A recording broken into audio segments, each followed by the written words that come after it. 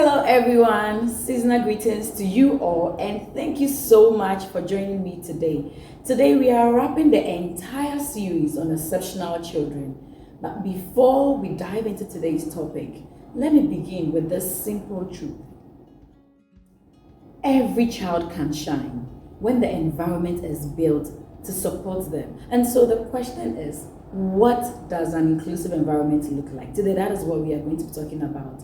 We are wrapping up the entire series with what an inclusive environment looks like. Because we've been talking about learning difficulties, giftedness, and all of that. All of this can be actually nurtured in the right environment. And so let's talk about an inclusive environment. Okay, and so when we talk about inclusion, it is not like a special room that is created or a label that is, given, or it is not like a special favor that is given to a child. But then when we talk about inclusivity or we talk about inclusion, it simply means that the child does not have to change who they are to feel like they belong. No matter how the child is, they still feel like they belong. When we talk about inclusion, it is the adult's responsibility to make the environment conducive enough or to adjust the environment so a child can learn. So how the environment is built to support learning. And when we talk about inclusion, it is the situation where differences are not seen as problems. Instead, they are seen as strength and they are supported or they are celebrated. How do we build an inclusive environment, whether at school, at home, or wherever the child may find themselves?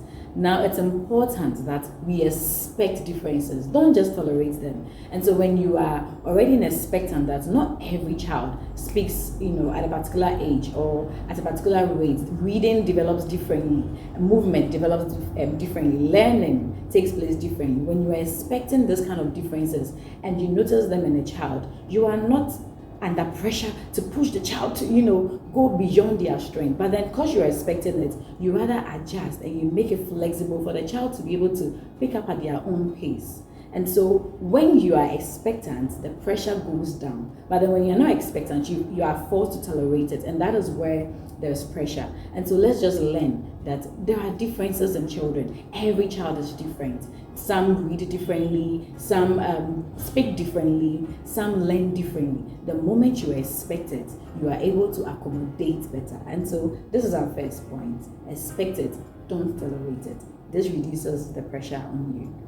Second point is that as a parent or as a teacher, as a caregiver, use flexible parenting styles or teaching styles. Expect that not every child would answer a question in the same way, and break tasks down, give them a schedule, give them a routine. Like, make sure that you are open and you have various styles and ways of doing things. Don't be stuck to the one way of doing things. Be very flexible. This will create an inclusive environment.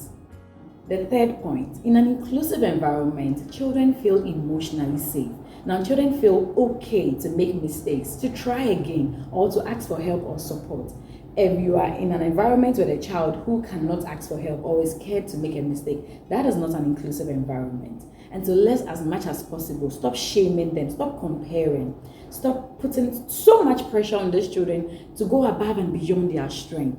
Understand that in an inclusive environment, every child feels very, very safe. Emotionally, they are okay. They are not too careful. They trust you as their teacher or as their parent, and they can come to you with whatever it is. And so that is our third point. Create an emotional, safe environment for the child. For the fourth point, in an inclusive environment, strengths are celebrated loudly, and then their weaknesses, you take your time on it. Mind you, we've already spoken that children who are exceptional, they excel when it comes to creativity, they are very empathetic, they have problem-solving skills. And so just take note of the things that they do very well with. Some of them are also very curious. And so wherever you notice that they have the strength, you rather push them. You find activities that will bring out their strength. That gives them a lot of confidence so that whenever the weaknesses show up, it doesn't really become a big deal, because then they know that you are there to help them overcome their weaknesses or to help them pick up gradually. And so in an inclusive environment, we support them, we make noise when it comes to their strength, when it comes to the fields that they are doing very well. just be their cheerleader. And then when it comes to their weaknesses, don't make so much noise about it, but support them gently. I know it is very difficult to do these kind of things, but it is possible. At the heart of inclusivity, or in an inclusive environment, another thing that is very important is communication from the parents, from the teachers, and even with the children. Now, when you're communicating with these children, it's important to use languages that lifts them up, not languages that limits them. And so you can use, conversations like, or when you're talking to the child, you can say things like, how can I help you? What other way do you think we can do this? Use very encouraging languages, things that would motivate them, boost them, encourage them to ask for help, encourage them to seek for support when necessary. And now when it comes to the teachers and the parents or caregivers, this is not the time to be blaming each other. This is not the time to be judging each other. It is a teamwork. Now, in an inclusive environment, when the child goes to the school and what is happening there is repeated at home, and what happens at home is repeated at school, the child feels very balanced. Usually, you will hear parents say, why is the child doing this at school and is not doing it at home? Or you hear the teachers say, the mom says she's able to do this, but why is she not doing the same thing at school? It's because you guys are not working together. There is no teamwork. And so in an inclusive environment, there is teamwork from home and at school. When this happens, it makes the child feel very safe, and the child is able to get better. The child grows, being nurtured well. And so how you communicate with the child is important, and how the parents and the teachers communicate is very, very important in an inclusive environment. Now, another important thing we need to pay attention to when it comes to an inclusive environment is that we need to shift from reaction to rather preparation. And so instead of being reactive, always be proactive, always be ready for a reaction, because no matter what, sometimes there'll be meltdowns, sometimes the children will be confused. There'll be moments where there'll be some emotional outbursts. You always have to be ready for it. And so in an inclusive environment, you are always ready. If the child should behave this way, I have this ready. If this should happen, I have this ready. Always prepare in advance. Do not wait for the action to take place before you are now looking for, what do I do? What do I do? How do I fix this? The moment you notice a meltdown, you know what to say to the child. The moment you notice the child is getting angry, you know what to say to the child. The moment you notice the child is sad, you know what to say to the child. Always be proactive. Be ready. Be prepared. An inclusive environment is ready. You don't wait, okay?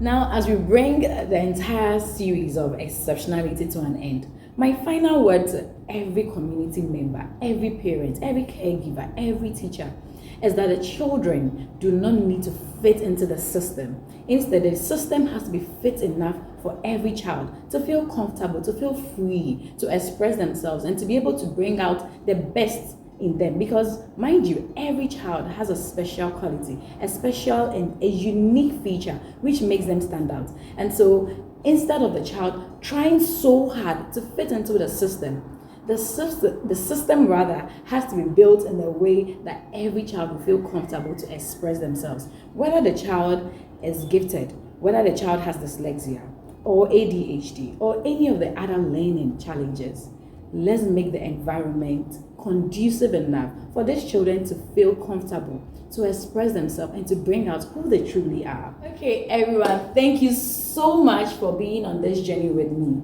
Remember, we are learning, we are growing, and we are making room for every child, whether exceptional or not, to become their full self. And if you have not subscribed yet, please do well to subscribe. Don't forget to share, to like, and please drop a comment. Tell me how this series has been, how you've enjoyed it, how it has been. And if you actually have any question, please feel free to ask me in the comment section.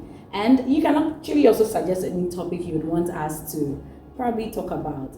Thank you so much. Let's not forget to keep supporting every child to grow and become their full self. My name is Anna Mosafina. I have been your host. Seasonal greetings to you all once again. Merry Christmas. Lots of love from me to you all. Mwah.